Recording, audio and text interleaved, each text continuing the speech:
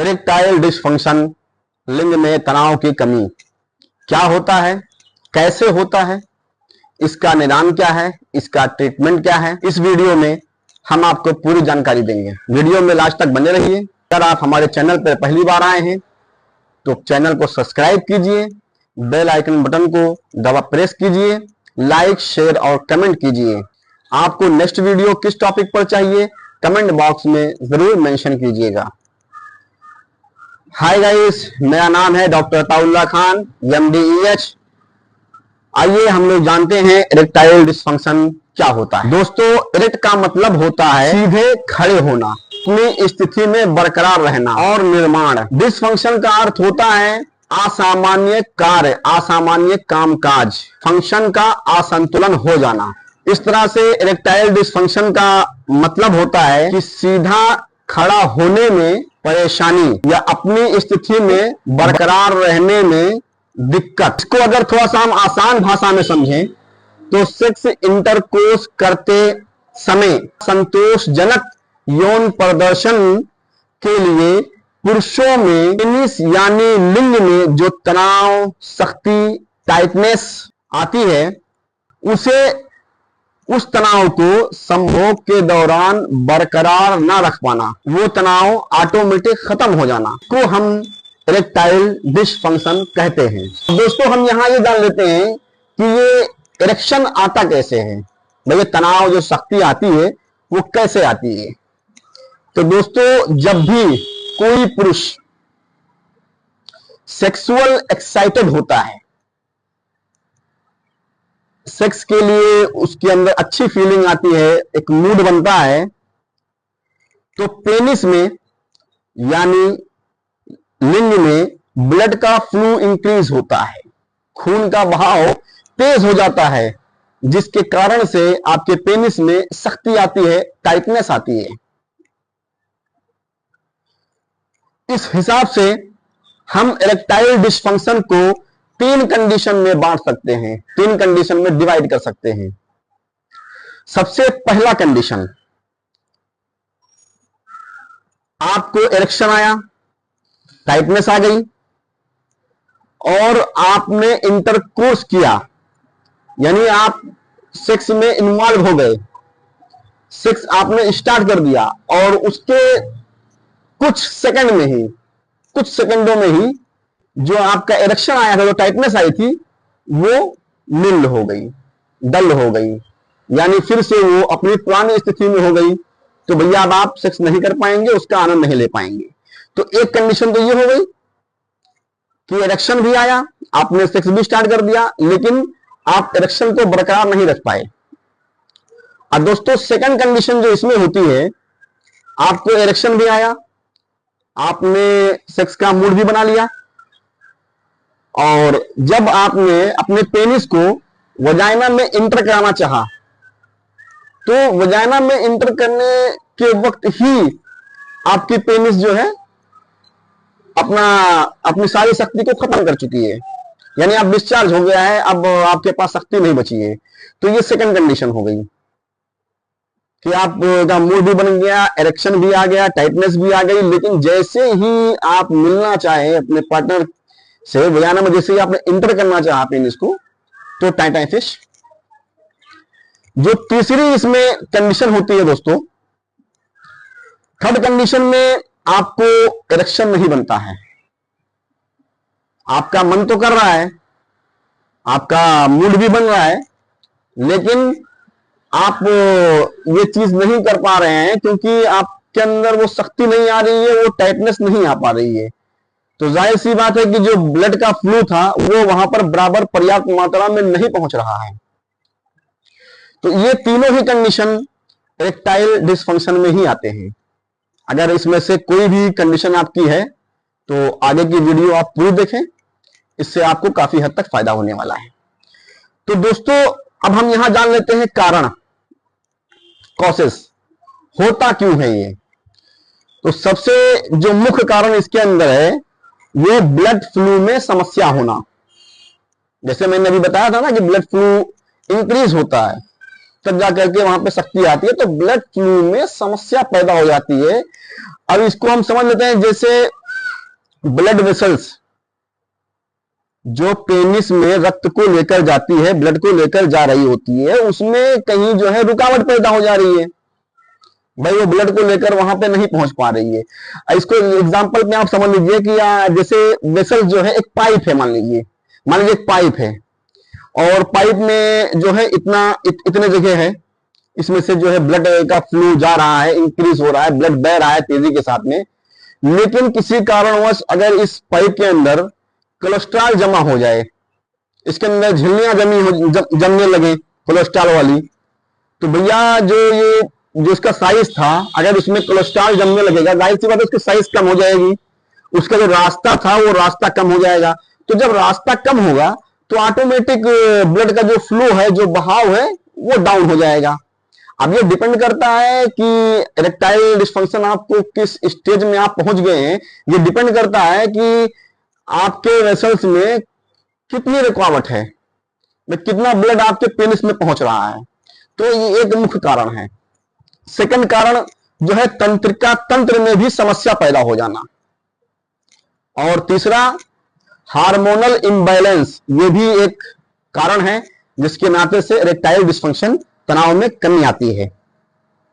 Number 4, diabetes की आप शिकार हैं, लंबे समय से आप गोलियां खा रहे हैं, तो जाहिर सी बात है कि आपको इरेक्टाइल डिस्फंक्शन हो जाएगा। नंबर 5, हाई ब्लड प्रेशर, अगर आप हाई बीपी के शिकार हैं, लंबे समय से हाई बीपी की दवाएं खा रहे हैं, तो आपको भी यह समस्या हो सकती है। नंबर 5, अगर आप स्मोकिंग ज्यादा करते हैं, गुटखा का इस्तेमाल ज्यादा करते हैं, अल्कोहल का सेवन करते हैं, आप में भी यह समस्या आ सकती है। अगर आप कर रहे हैं तो आज ही से बंद कर दीजिए। नंबर 7, यह एक मुख्य कारण है कॉन्फिडेंस में कमी, आत्मविश्वास में कमी। एक्चुअली दोस्तों इसमें होता क्या है, कॉन्फिडेंस में कमी कैसे आती है, जब व्यक्ति पहली बार सेक्स इंटरकोर्स कर रहा होता है या करने जा रहा है, और उस वक्त नर्वस रहता है आदमी, बराबर से उसके अंदर बहुत जज्बाती और जल्दबाजी करता है। तो चूंकि इसमें क्या होता है कि जब पहली बार उसने सेक्स इंटरकोर्स करना चाहा और किसी कारणवश कंप्लीट ना कर सका, बीच में ही डाउन हो गया, तो भैया अब अगर कोई व्यक्ति पहली बार कोई काम कर रहा है और कंप्लीट नहीं कर पा रहा है, तो उसमें कॉन्फिडेंस की कमी आ जाएगी। उसे लगेगा कि भैया कुछ तो कमी है मेरे अंदर, इसलिए मैंने कंप्लीट नहीं कर पाया, मैं अपने पार्टनर को संतुष्ट नहीं कर पाया। जब वो सेकंड बार में भी प्रयास करता है, सेकंड टाइम, तो सेम यही कंडीशन उसके सामने आती है, क्योंकि एक बार वो फेल हो चुका है, तो सेकंड बार भी फेल होगा, थर्ड बार भी फेल होगा। वो अपने आप को नपुंसक और नामर्द समझने लगता है। तो ये जो कॉन्फिडेंस की कमी है, ये बहुत जरूरी है। इसमें आदमी का जो फोकस होता है वो अपने पार्टनर पे ना होने की बजाय इन बातों पर, फालतू बातों पर फोकस चले जाता है कि यार अभी डिस्चार्ज हो जाएगा, अभी जो है हमारा तनाव खत्म हो जाएगा, हम अपने पार्टनर को नहीं खुश कर पाएंगे, तो हमारा पार्टनर हमारे बारे में क्या सोचेगा, हमें नपुंसक समझने लगेगा, यार हमारी बदनामी होगी, हम तो नामर्द में शुमार हो जाएंगे। ये सारी जब सोच दिमाग में आने लगती है, तो ऑटोमेटिक आपका जो है फ्लो, जो ब्लड आपके पेनिस में आया था, वो इन सब बातों में जब आप गुम हो जाते हैं, ये जो टेंशन, जो तनाव, जो एंजाइटी आपको आ जाती है, तो वो इरेक्शन ऑटोमेटिक खत्म हो जाता है। तो ये एक बहुत मुख्य कारण है, इससे आपको बचना चाहिए, बल्कि कॉन्फिडेंस लाना चाहिए कि भैया मैं ठीक हूं, मैं तंदुरुस्त हूं, मुझे कोई दिक्कत नहीं है, चलिए एक बार नहीं हुआ, लेकिन नेक्स्ट बार फुल कॉन्फिडेंस के साथ आप अपने पार्टनर पे फोकस कीजिए, जो काम आप करने के उस पर फोकस कीजिए, ना कि फालतू चीजों पर। तो हो सकता है कि आपको ये दिक्कत ना रहे, खत्म हो जाए। और नंबर 8 जो हमारा पॉइंट है, इसमें बहुत ज्यादा हस्त मैथुन का शिकार हो जाना, जो आजकल के नौजवान बच्चे काफी इसमें मुलव्विस हैं, अक्सर इसमें जो है इन्वॉल्व हो जाते हैं। दोस्तों अब हम बात कर लेते हैं कि डायग्नोस कैसे करेंगे कि हमें इरेक्टाइल डिस्फंक्शन हो गया है, डायग्नोसिस क्या है इसकी। तो सबसे पहले तो मेडिकल हिस्ट्री, आपका डॉक्टर आपकी मेडिकल हिस्ट्री लेगा, उसके बाद आपका शारीरिक परीक्षण कर सकता है। उसके बाद आपका ब्लड टेस्ट भी करवाया जा सकता है, डायबिटीज, थायराइड, लिपिड प्रोफाइल, क्योंकि कोलेस्ट्रॉल भी यहां पर मुख्य कारण है, इसलिए लिपिड प्रोफाइल भी करवाया जा सकता है आपका। और आपका यूरिन टेस्ट भी आपका डॉक्टर करवा सकता है, और हार्मोनल टेस्ट भी इसमें बहुत जरूरी है। जरूरत पड़ने पर अल्ट्रासाउंड भी आपका किया जा सकता है।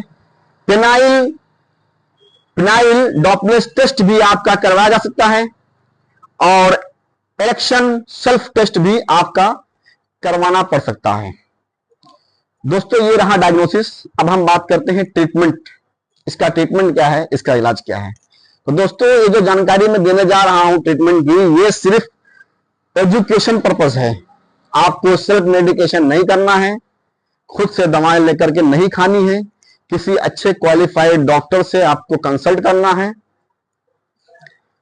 तो दोस्तों इरेक्टाइल डिस्फंक्शन का ट्रीटमेंट तो लगभग सभी पैथियों में अवेलेबल है। आप एलोपैथ में चले जाएंगे, होम्योपैथ में, आयुर्वेदा में, यूनानी में, हर पैथी में अवेलेबल है आज के टाइम पे। हम यहां बात करने वाले हैं इलेक्ट्रो होम्योपैथी पद्धति के बारे में। दोस्तों इलेक्ट्रो होम्योपैथी चिकित्सा पद्धति पेड़ पौधों पर टोटल 100% हर्बल पर आधारित है।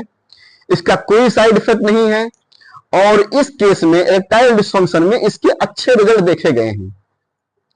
तो दोस्तों अगर ट्रीटमेंट की बात की जाए तो इसके अंदर हम इलेक्ट्रो होम्योपैथ की एस ग्रुप की S3, C3, Zen1, RE जो कि फंक्शन को इंक्रीज करेगी, उत्तेजना पैदा करेगी, और A1 का प्रयोग कर सकते हैं। साथ ही में हम C11 और GE का भी इस्तेमाल कर सकते हैं। और अगर हम चाहें तो इसमें S2 को 200 पोटेंसी में वीकली एक बार ले सकते हैं। दोस्तों मैंने यहां डायल्यूशन इसलिए नहीं बताया है क्योंकि कंडीशन के अकॉर्डिंग इसमें कुछ दवाएं भी चेंज हो सकती हैं, और इसमें डायल्यूशन भी आपको चेंज करना पड़ सकता है। तो इसलिए आप सेल्फ मेडिकेशन ना करें, और किसी अच्छे इलेक्ट्रो होम्योपैथ डॉक्टर से कंसल्ट करें, उसकी गाइडलाइंस में आप दवाओं का सेवन करें। और हो सकता है कि आपको लिंग में, पेनिस पे मसाज करने के लिए कोई आयल भी दिया जाए, तो ये आपका डॉक्टर ही डिसाइड करेगा। दोस्तों अगर आप हमसे कंसल्ट करना चाहते हैं तो डिस्क्रिप्शन में मैं अपने क्लिनिक का एड्रेस डाल दे रहा हूं, और स्क्रीन पर हमारा कॉन्टेक्ट नंबर जो दिख रहा है उस पर आप हमसे संपर्क कर सकते हैं, व्हाट्सएप कर सकते हैं।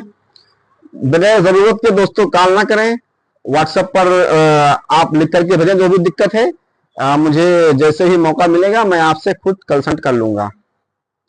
दोस्तों ये वीडियो कैसी लगी कमेंट बॉक्स में जरूर बताएं, और नेक्स्ट वीडियो किस टॉपिक पर चाहिए ये लिखना ना भूलें, क्योंकि आपका कमेंट जो है हम लोगों को उत्साह करता है, उत्साहित करता है, हमारे अंदर उत्साह भरता है, जिससे हम नेक्स्ट